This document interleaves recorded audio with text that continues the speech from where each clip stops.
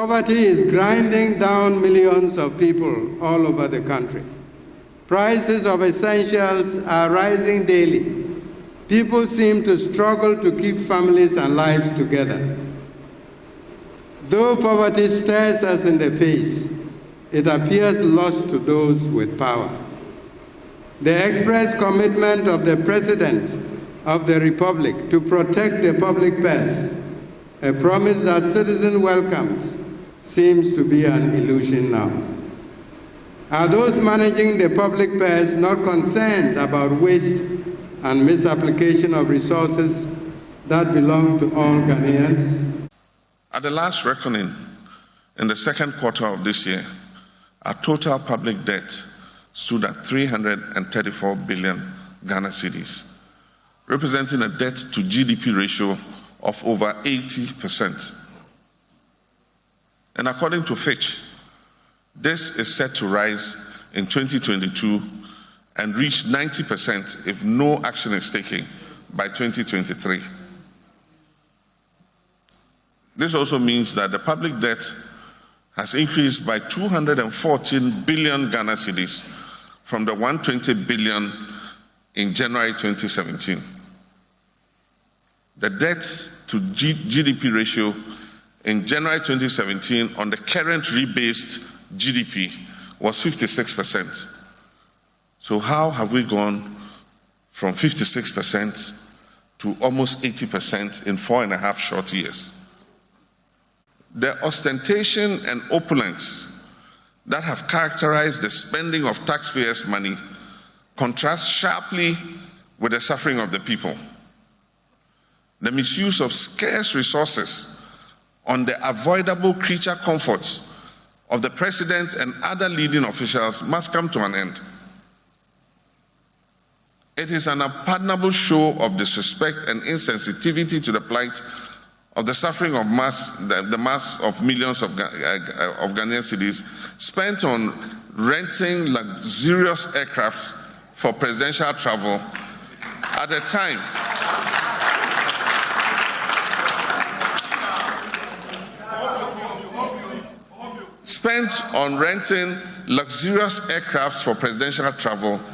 time when the state of Ghana has a his record of signing onerous take-or-pay contracts and high-priced natural gas deals have to be exposed for the financial problems they continue to pose to the economy. His inability to fund fuel to run power plants protracted doomsday, causing havoc to businesses and social life, an admission he made to Parliament himself several times. His third favorite topic on the Thank You campaign tour is about current debt and how he was accused of borrowing excessively. Of course, if you borrow recklessly, you need to be told. His IMF journey was because of his inability to manage the dangerous territory into which he led our financial sector. He confessed in Parliament himself how recklessly the financial sector had been mismanaged, leading to major losses in savings, incomes, and jobs for banks and savings and loans financial houses.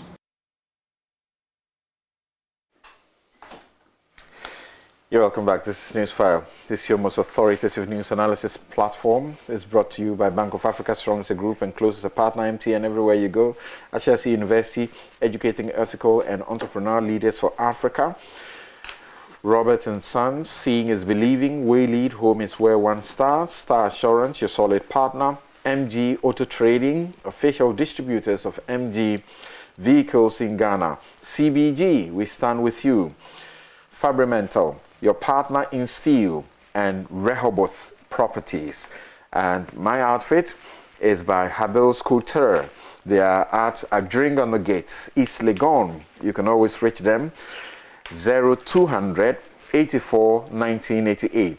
0200 84 1988. And please don't forget to reach out to the people of Keta and its environs who have suffered the devastation of the wave storm surges. The number to call is 020 90 62 388. Please write it down. 020 90 62 388. Just call and you get directions as to how to make your contribution in mattresses, blankets, mosquito nets, food supplies, among others. And that is the Volta Tidal Wave Relief Fund. Thank you very much, and God bless you for being your brother or your sister's, keeper. Now, I'm going to my guest shortly, but let me share some of the messages that you have shared with us. I announced earlier that Dr. Aka will be with us, but he will not. This one from Frimpong Benny. He says, it's very worrying and disturbing whenever one hears the former president talk about the economy. Under his watch, the management of the economy was abysmal. The majority submission about the Keta sea wave was very unnecessary. Papa J Jr., that's Elichem official, says the NPP and its communication directors lack it all. What kind of research was done which led Afenyo Marking, a son of the Keta land, to disgrace himself just like that? K. Amwa says, to be very frank, what is the interest of Honorable Afenyo Marking in this sea defense wall issue? He is not the MP for the area. He is not the minister with mandate to supervise sea defense wall. So what is his beef? Komla Azaglo Jr. says, as citizens, we need to push back when government says we got free water and electricity. I get so livid when I hear it. Such talk must end, and we were made to pay it back. Have they forgotten? Okay, so that's referring to Communications Director at the Presidency, Eugene Ahin, who speaks about human memory that is short, and that is why we seem to have forgotten that we got some freebies recently when we are talking about the economy having problems. And then Gasma says Afenyo Marking engaged in the production and circulation of fake news by showing pictures that had no association with Keta, thus causing fear and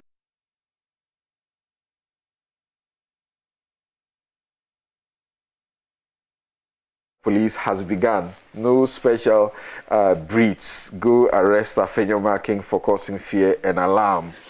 Edward Lanyo says that the permanent fix is government providing housing facility through private partnership and enforcement of the law. The law must be enforced. Like Eduji said, if sand mining were the cause, why does government want to waste our money in constructing a sea defense wall at these areas when they can just check the act?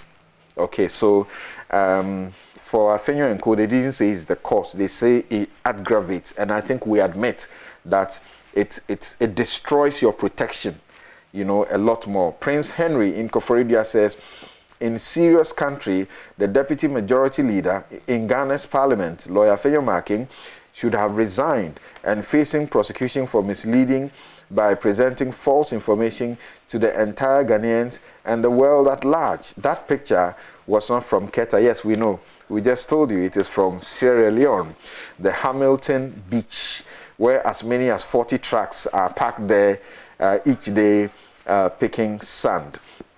PD Ayayi says that the people of Jita, Keji Kope, Tetevi Kope, Amutinu, Salakope, and its enclave are feeling helpless with a little bit of hopelessness.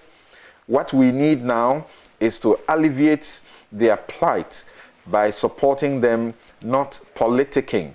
They need help. Yes, whilst it is true they need help, we also must not hesitate to say that the human things that are done that destroy their defense must be dealt with. With or without sand mining, tidal waves will happen, but the effect will be felt gravely on a shore with sand mining than that without sand mining. I'll read the last one. Isaac Achuche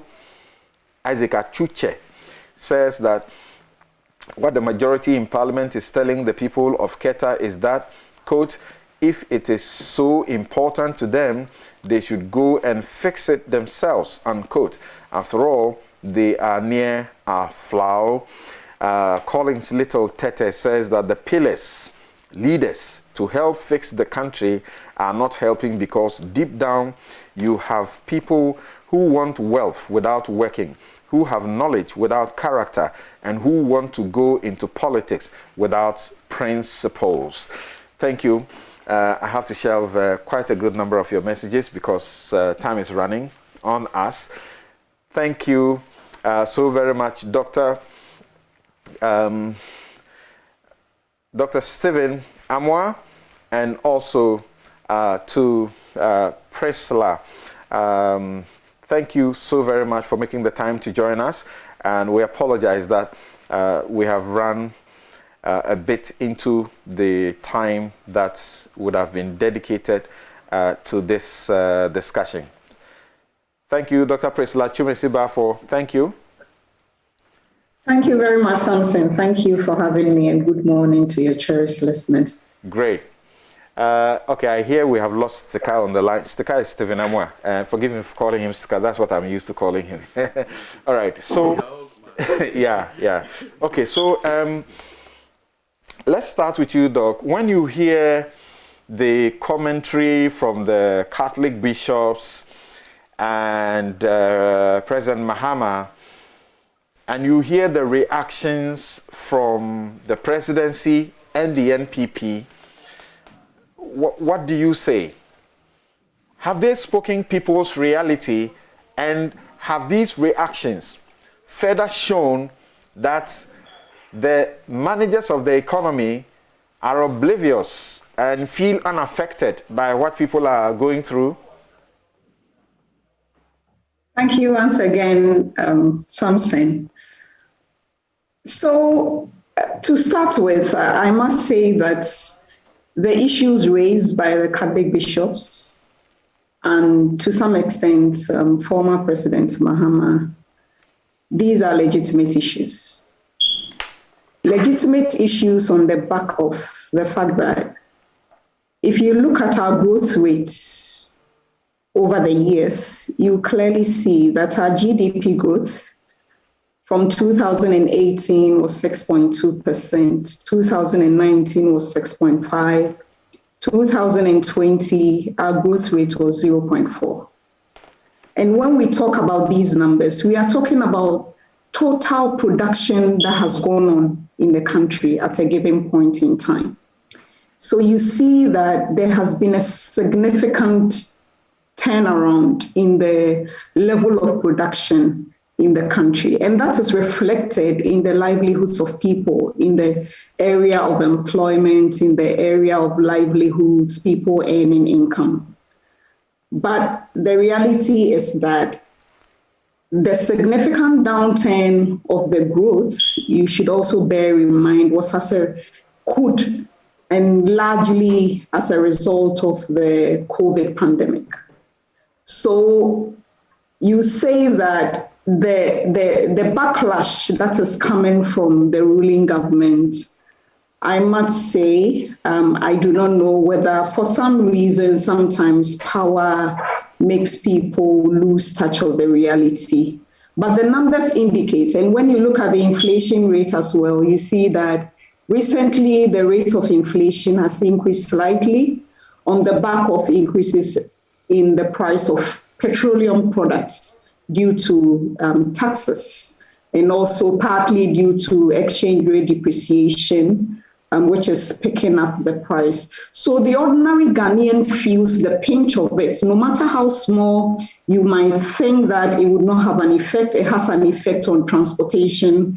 It has an effect, and so long as transportation is affected, it has an effect on food prices. Because when you look at the Statistical Service report on inflation for October, you see that the pickup in inflation was as a result of high prices in housing, water, electricity, and fuel. So the ordinary Ghanaian is feeling the pinch of this. And so I would expect that government communication machinery would be more sensitive to the plight of the Ghanaian and not, for want of a better word, should have responded in a more humane manner from my perspective. Yeah. What is wrong with the response that says that,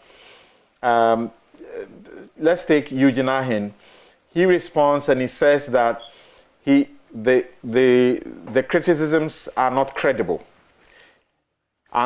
from the Catholic bishops. He says that he questioned the credibility of the criticisms and then said that these criticisms should be well grounded in fact, as this is the only way an honest conversation devoid of malice and propaganda can be held. I don't know if that's to suggest that they are getting into propaganda or giving fodder for propaganda. It's Yao Boabeng who said that what they said, which lacks clarity and focus, may rather be used by the NDC as enabling them to be able to say the things they say.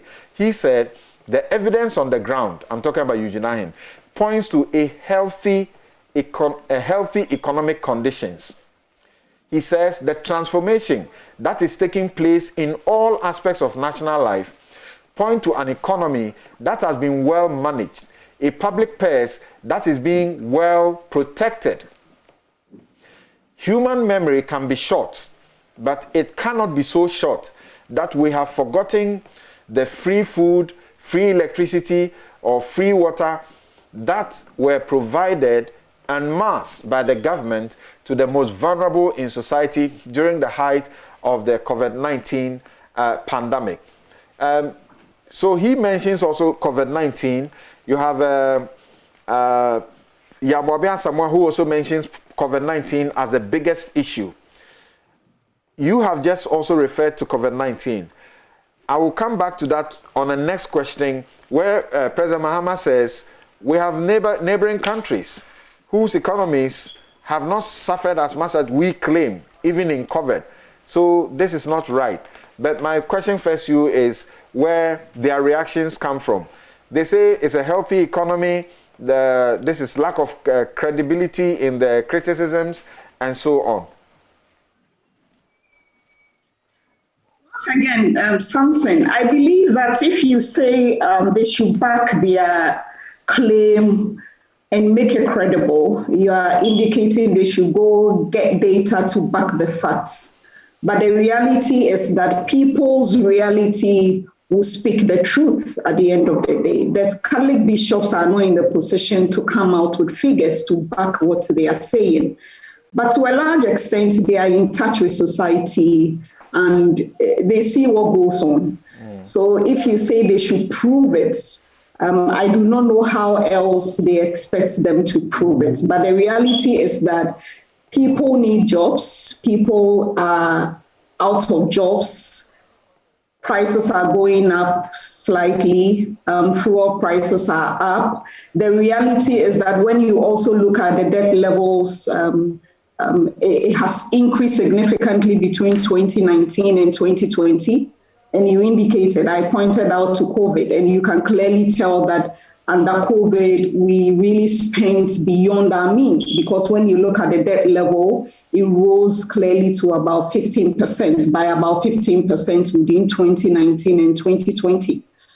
So the reality is that I have indicated that the GDP growth rate for 2020 speaks volumes.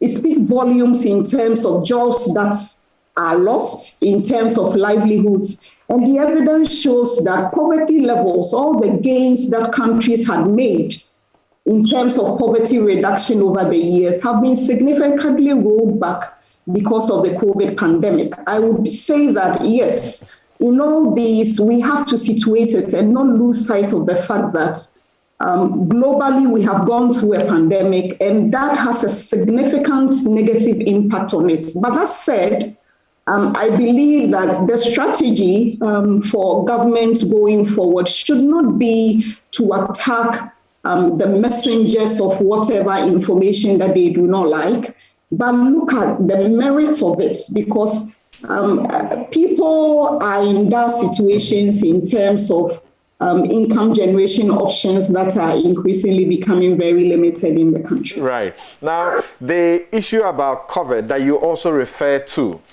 So when former President Mahama was speaking, he says this thing, making COVID the excuse, is simply to conceal the appalling incompetence and recklessness in the management of the economy, because he says that other economies have suffered, COVID-19 as well, and he wants to use our, neighbors, so to speak. He says it is the overspending that led to the very large deficit that has undermined the economy and left it in porous shape.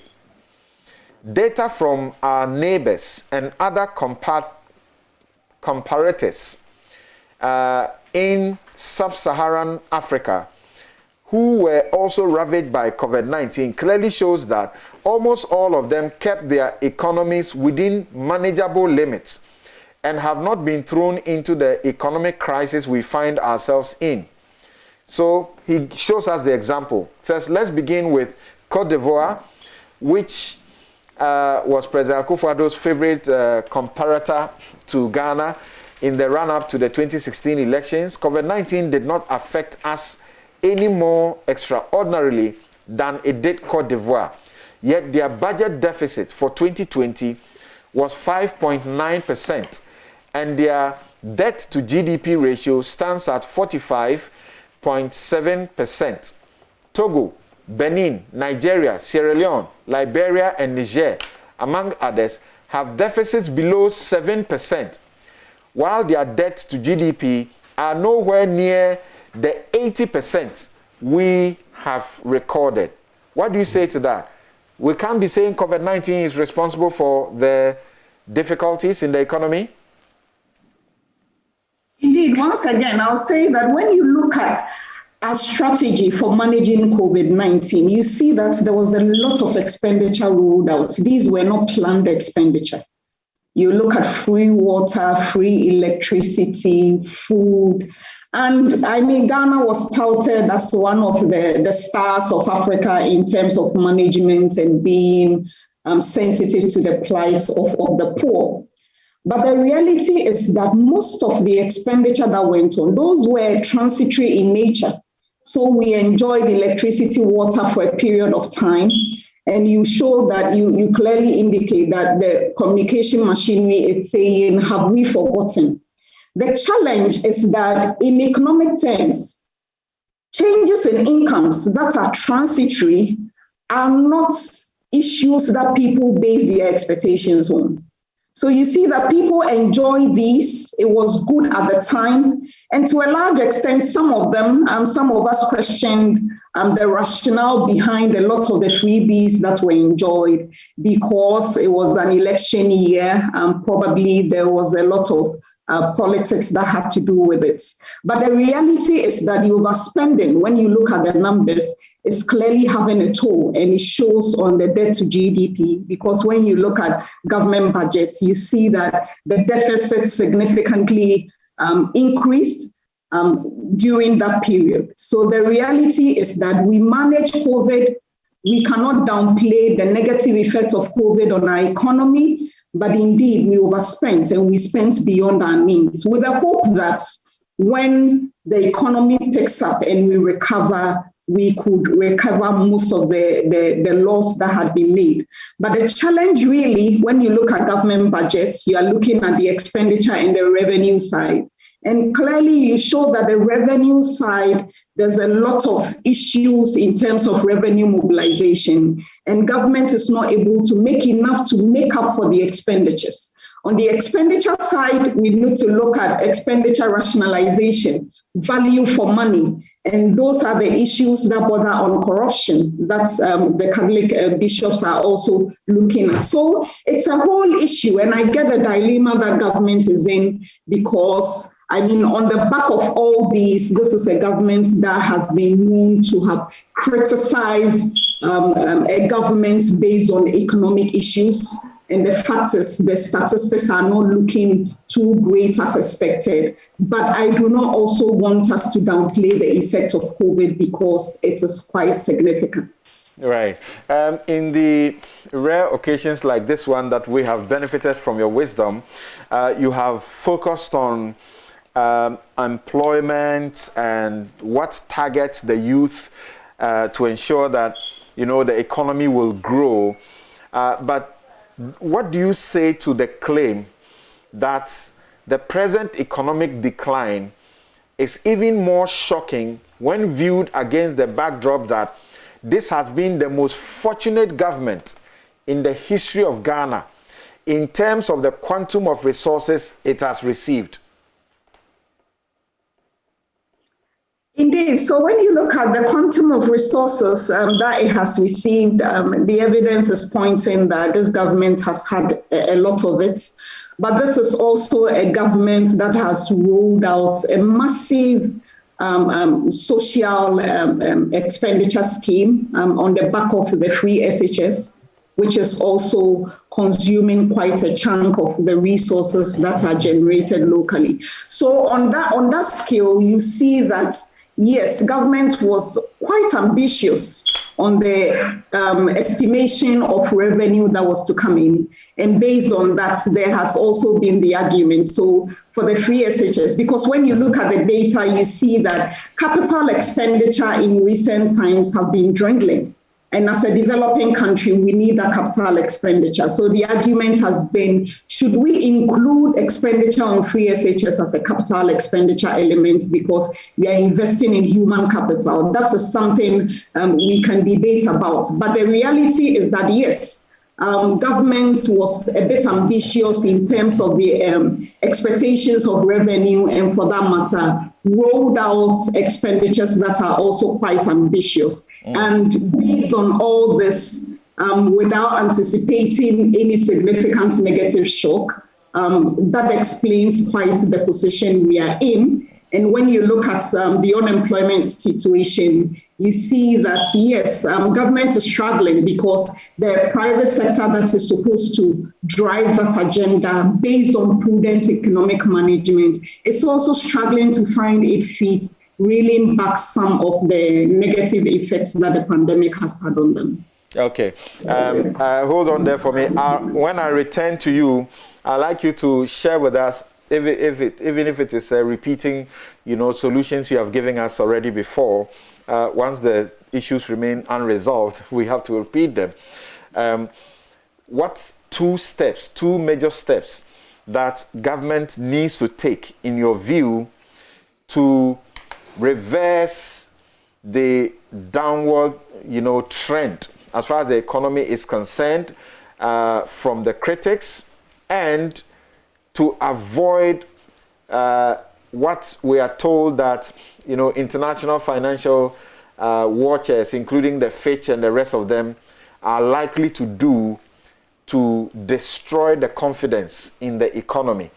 So when we return to you, I'll take that. Then Dr. Stephen Amwa joins us. Thank you very much for your time, Doc. Before I come to you, let's hear from Eduji Tameklo. The Catholic bishops, the former president, have they not been, saying things in a manner that, you will not exactly fault the reactions coming from the government? Sheikh Arami Al-Shaibu of the Chief Imam's office says the Catholic bishops are being citizens and not spectators. But some people feel that the way they spoke and the way the former president also spoke, you can't fault the reaction from Yabwa Beng and Eugene Ayin. What do you say? Okay, so Senior, once again, I think I need to, what shall I say, disclose a certain interest. Dr. Prisla happens to be my lecturer in industrial economics. So I want to quickly deal with the matter that she spoke about. A lot of excuses have been given to this administration relative to the high expenditure, the total revenue of this country. And like she rightly pointed out, a certain conversation is built around free SHS, that by reason of that intervention, a lot of costs had gone into that.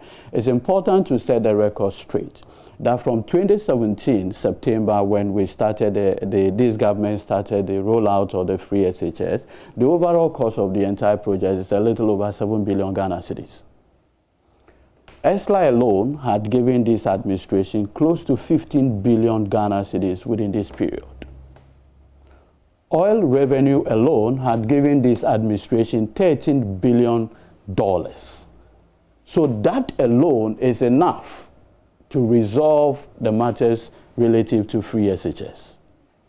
That's the 7 billion. So we cannot be using free SHS as the reason for the ballooning expenditure of this administration. You see something, if you pick the 2020 budget, the 2021 budget, you notice that the overall expenditure of this government, they projected, was supposed to be 113 billion Ghana cedis. Out of this, government projected to make 72 billion Ghana cedis. That's the revenue projection. So already, right from the word go, government had already given an indication that it's going to borrow close to 42 billion Ghana cedis in order to meet its expenditure within the year.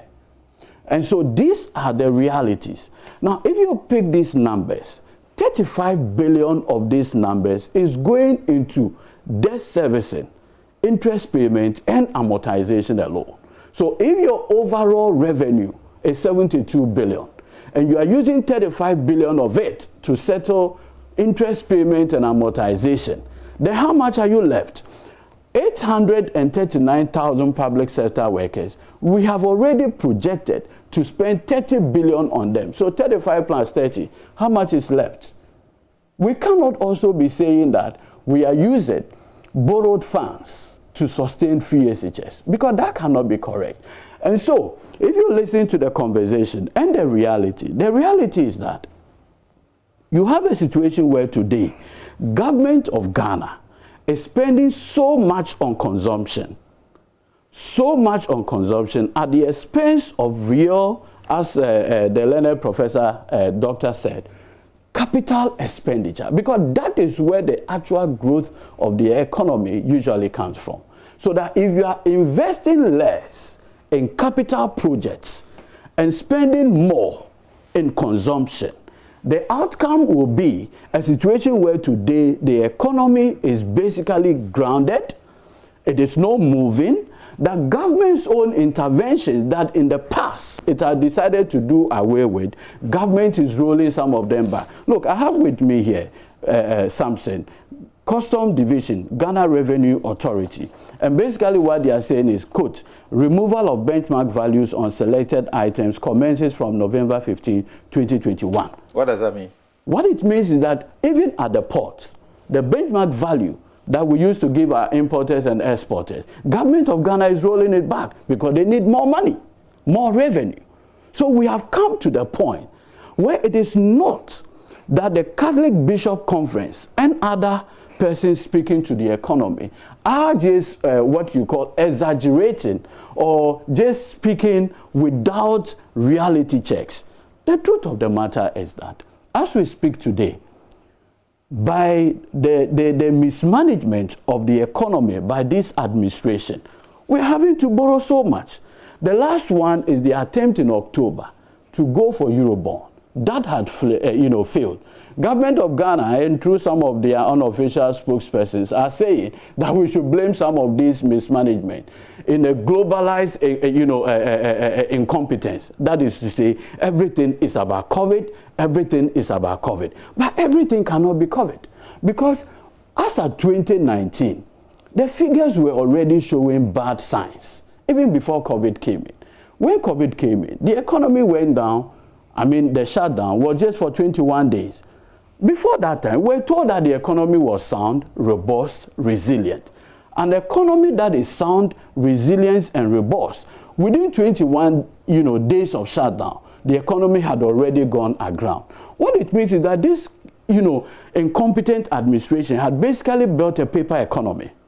The economy is on paper, but the reality, the misery, the hardship associated with our people is there. And you see, if you want a better valuer of the economic growth of our people, you can get it from parish heads, bishops, and pastors.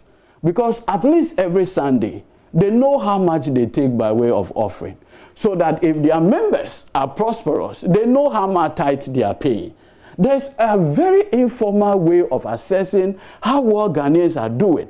And this Catholic bishop, they have the benefit of doing a total valuation of economy. It is not as though they just sat somewhere and then decided to come out now. I have listened to the General Secretary of the Catholic Bishop Conference, and he makes the point that, look, the past years, what they have done is to meet government officials behind closed doors, to raise some of these concerns to them. But there's a extent to which you can go with the behind-the-scene diplomatic talks. The reality today is the excruciating pains Ghanaians are going through. And you cannot divorce. I have listened to the Director of Communication of the MPP, Marlene Senior Yabo Abian-Samoa, makes the point that there is no hardship and that it is Mahama that is fueling the perception of that. He is so detached from reality. Today, for the first time in the history of this country, we are having to do the dollar-cedi exchange over 6 Ghana cedis. Today, fuel prices are going for almost 6.9 Ghana cedis. No, but senior, if you listen to the Catholic bishops, Most Reverend Philip Name, when he says that poverty is grinding down millions of people all over the country, granted, prices of essentials are rising daily. Is it not? See, why can you fault the guy saying, you should say more than that? That prices of essentials are rising daily. Is that sort of a figure of speech? No, it is not. It is the reality of our people, and I'll demonstrate that to you. Within 1 year, that's 2021, fuel prices alone have gone up over 16 times. You cannot say that this is not the reality of our people. No, but you see, prices of essentials are rising daily. No, but you see, may be an exaggeration. It's not. It's not, and I'll show you why it is not. Anytime you go to the ports, right, and items, because of the exchange rate differentials, you are having to incur losses. You pass it on immediately to the consumer. It's a daily thing. And the danger with this is that, senior, you're unable to even plan. Because if within a year, petrol prices alone have increased over 16 times, how do you plan your life? But the government, as it were, look, should I say, doesn't control petrol prices? They do, and I will show you. You see, the excuse that has been given to this country, this government is that, deregulation. As we speak, the tax component of our petroleum product alone, who imposed the tax? Do you know that ESLA was supposed to retire by 2021, 5-year sunshine clause, right? Today, this government had used ESLA receivables as collateral for the ESLA bonds. And so we are stuck with ESLA for the next 15 years. How is that the cause of deregulation? Hold on. That's the direct cause of government. And also, the exchange rates. We buy refined petrol.